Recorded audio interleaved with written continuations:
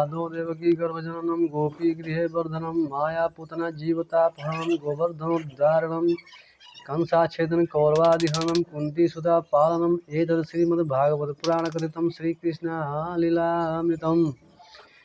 त्वमेव माता च पिता त्वमेव बन्धु च सखा त्वमेव विद्या द्रव्यम त्वमेव सर्वं मम देवदेव।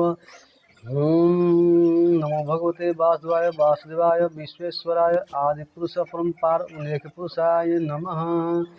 जगतबंधु ज्योतिष पुरुष जी जाननहार हरि यशमांगन आयो दास प्रभु के दास द्वार दास प्रभु के द्वार हर हर महादेव। श्रीमद् भागवत महापुराण का 9वें अध्याय का महात्म्य। एक बार श्री नारायण जी बोले, हे लक्ष्मी जी, दक्षिण देश में भाव सुशर्मा नामक शुद्ध रहता था। वह बड़ा ही पापी था और मांस मदिरा खाता पीता था, जुआ खेले, चोरी करे, पर स्त्री में रमे। एक दिन मदिरा पान से उसकी देह छूटी, वह मरकर प्रेत हुआ। एक बड़े वृक्ष पर रहे। एक ब्राह्मण भी उस नगर में रहता था। दिन को भिक्षा मांगकर स्त्री को लाकर देवे। उसकी स्त्री बड़ी ही कलहिनी थी। समय पाकर उन दोनों ने प्राण त्यागे और वह दोनों मरकर प्रेत हुए। और वे भी उसी वृक्ष पर आकर रहते रहे जहाँ पे प्रेत रहता था। और वहाँ रहते रहते कुछ काल व्यतीत हुआ। एक दिन उसकी पिशाचिनी ने कहा, पुरुष पिशाच, तुमको कुछ पिछले जन्म की खबर है?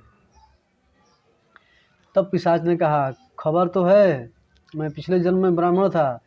तब पिशाचिनी ने कहा कि तूने पिछले जन्म में क्या साधना की थी जिसे तुमको पिछले जन्म की खबर है?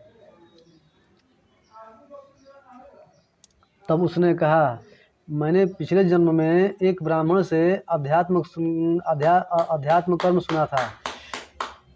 तब फिर पिशाचिनी ने कहा, तूने और कौन सी साधना की थी? वह ब्राह्मण कौन था और वह अध्यात्म कर्म कौन सा था जिसके सुनने से तुझे पिछले जन्म की खबर है? पिशाच ने कहा, मैंने कोई पुण्य नहीं किया, केवल गीता जी का श्लोक श्रवण किया है। उसका प्रयोजन यह है कि एक समय अर्जुन ने श्री कृष्ण से 3 बातें पूछी थी जो गीता जी के 9वें अध्याय में लिखी हुई है। वह 3 बातें पिशाचिनी ने पिशाच से श्रवण करी। इन बातों के सुनते ही एक और प्रेत वृक्ष के नीचे निकला। उसने कहा, अरे पिशाचिनी, यह 3 बातें फिर से कहो जो अभी सुना रही थी। पिशाचिनी ने कहा, तू कौन है? मैं तुझे नहीं बताऊंगी, नहीं जानती हूँ।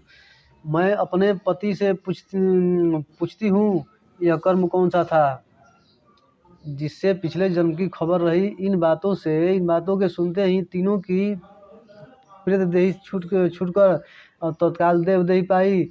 स्वर्ग से विमान आए, उन पर चढ़कर वैकुंठ को गए। श्री नारायण जी कहते हैं कि हे लक्ष्मी, यह 9वें अध्याय का महात्मा है। श्रीमद् भागवत महापुराण की जय।